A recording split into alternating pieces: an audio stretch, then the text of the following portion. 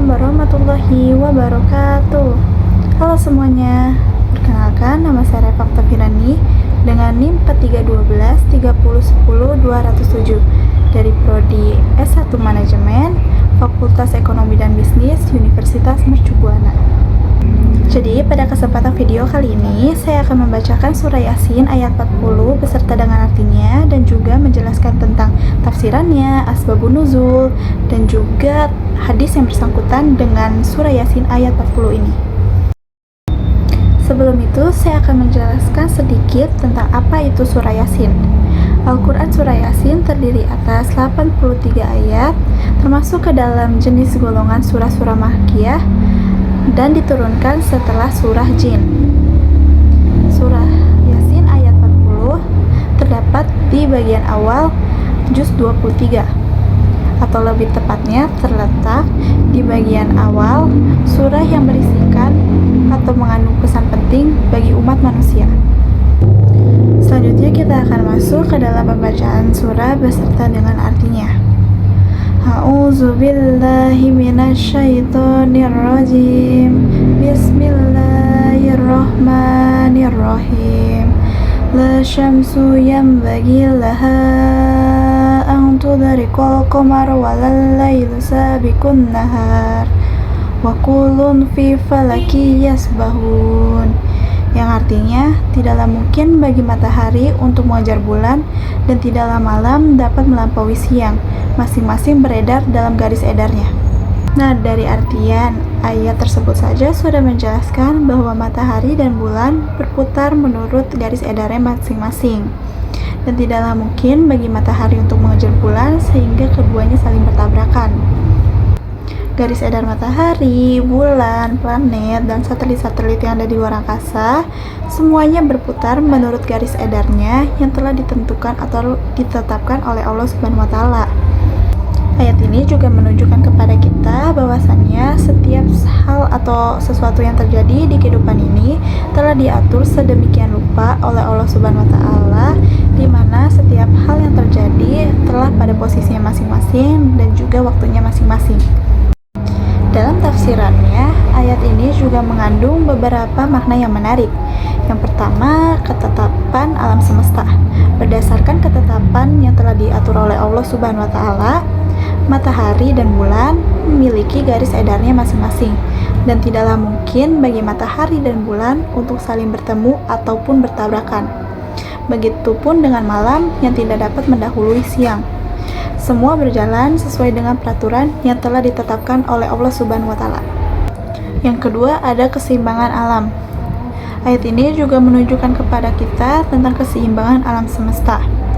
Tidaklah mungkin bagi matahari untuk menyimpang dari garis edarnya, dan tidaklah bagi malam untuk mengganggu perjalanan siang.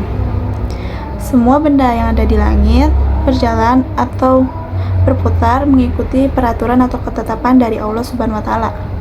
Yang ketiga, ada pengetahuan ilmiah. Para astronomi menemukan bahwasannya matahari, bulan, bumi, planet-planet yang ada di luar angkasa itu saling bergerak mengikuti garis edarnya dengan kecepatan dan arah tertentu. Semuanya bergerak dalam garis linear yang tidak mungkin saling bertemu. Selanjutnya ada tafsiran menurut tafsir tahlili. Berdasarkan ketentuan atau ketetapan dari Allah Subhanahu wa Ta'ala yang disebut sunatullah yang berlaku bagi benda-benda di luar angkasa tersebut, maka tidaklah mungkin bagi matahari dan bulan untuk saling bertemu atau bertabrakan, dan malam pun tidak akan dapat mendahului siang.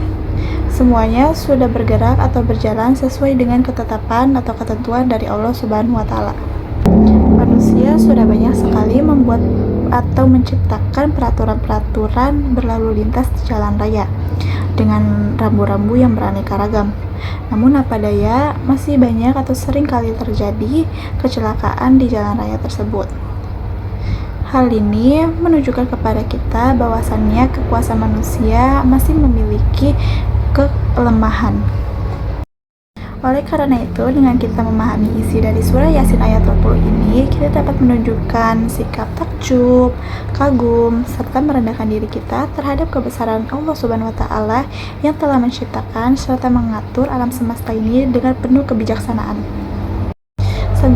kita akan masuk ke asbabun nuzul atau sebab turunnya surah.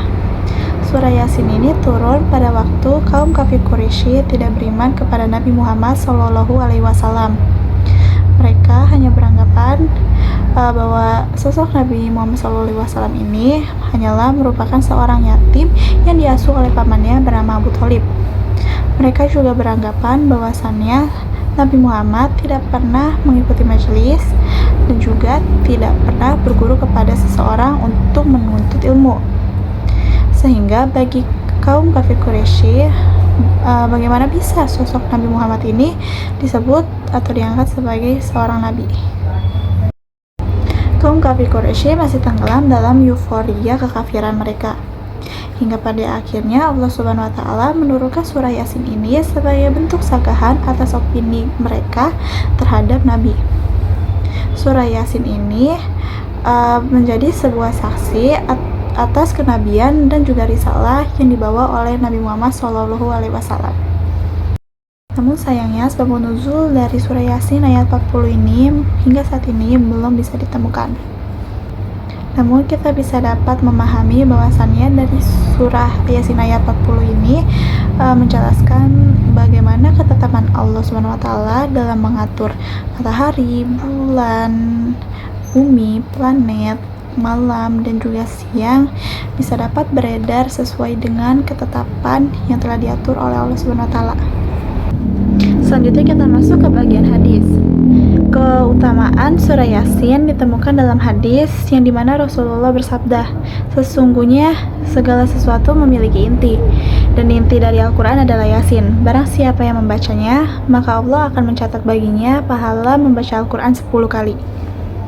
Dalam hadis lain, bagi yang membaca surah Yasin pada suatu malam dengan mengharapkan wajah Allah, maka ia akan diampuni pada malam itu. Abu Hurairah menuturkan bahwa Rasulullah bersabda, barang siapa yang membaca Yasin pada suatu malam dengan mengharapkan wajah Allah, maka ia akan diampuni pada malam itu. Hadis riwayat Ad-Darimi 457. Baiklah, cukup sekian saja videonya. Setelah tadi saya sudah membacakan surah Yasin ayat 40 beserta dengan artinya dan juga menjelaskan sedikit tentang tafsirannya, asbabun nuzul dan juga hadisnya. Sekiranya saya salah ataupun kurang kata, mohon dimaafkan. Saya ucapkan terima kasih dan pamit undur diri. Wassalamualaikum warahmatullahi wabarakatuh. Sampai jumpa.